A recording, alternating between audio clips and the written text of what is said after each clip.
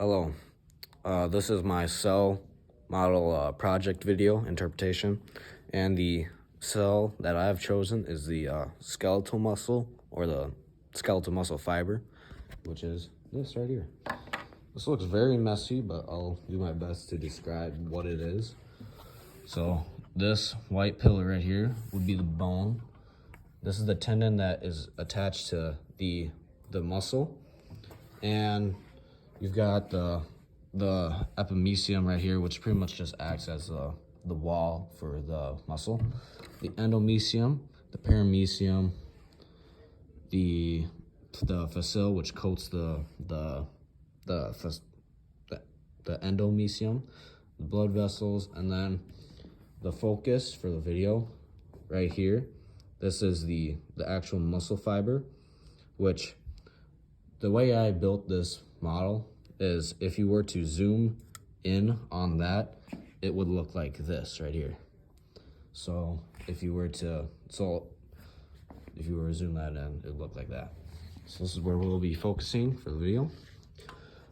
The mitochondria, this converts nutrients into the molecule ATP, which stores energy in the muscle fiber.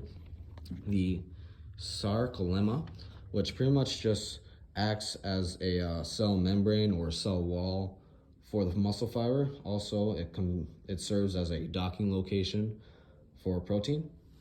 The cytoplasm.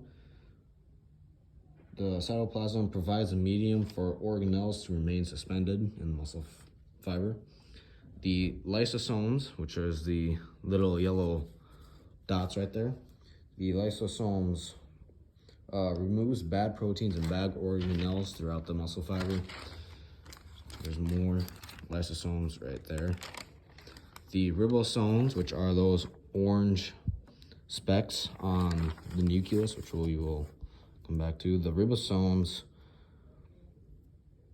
they help the incorporation of amino acids into the skeletal muscle proteins. The endoplasmic reticulum, which is this yellow webbing around the myofibril. It's the ER of a muscle fiber. So it stores calcium ions and releases them into the sarcoplasm. And then the nucleus, it houses the blueprints to muscle mass. So if you were to build up muscle, they would be in charge for pretty much telling the cells what to do. And let's see, cytoplasm, ribosome. All right, finally the myofibril drives contraction and relaxation throughout all the muscle cells.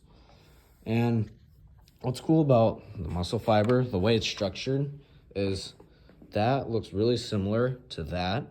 And if you were to zoom in on those little red dots, it would look similar to those two. So you got like the big groups of muscle in both of these, and it's pretty much, if you just kept zooming in, it would just keep looking like that, which I thought was pretty interesting, of how it's just a bunch of those cylinder looking muscle things. I don't know, I think it looks pretty cool. But the main point of a muscle fiber is to help control the physical forces within the body and help produce movement. So as I'm moving right now, that's what my muscle fibers are doing, is contracting and relaxing as needed. The muscle fibers are found throughout the body, pretty much along most skeletons, but they can also be found on the liver or pancreas and the intestines too. Throughout my research, I couldn't find any info on Golgi bodies, cytoskeletons, chromosomes, and vacuoles in a muscle fiber. So I'm just going to assume that muscle fibers don't have those components, but I could be wrong. The cells that the muscle fiber works with are the skeletal muscle cells. The muscle fibers are attached to the skeletal muscle cells, and they work together by the fibers contracting and relaxing, which allows the muscles to move the skeleton around kind of as how I'm doing right now. So they produce movement throughout the body, and that's pretty much it.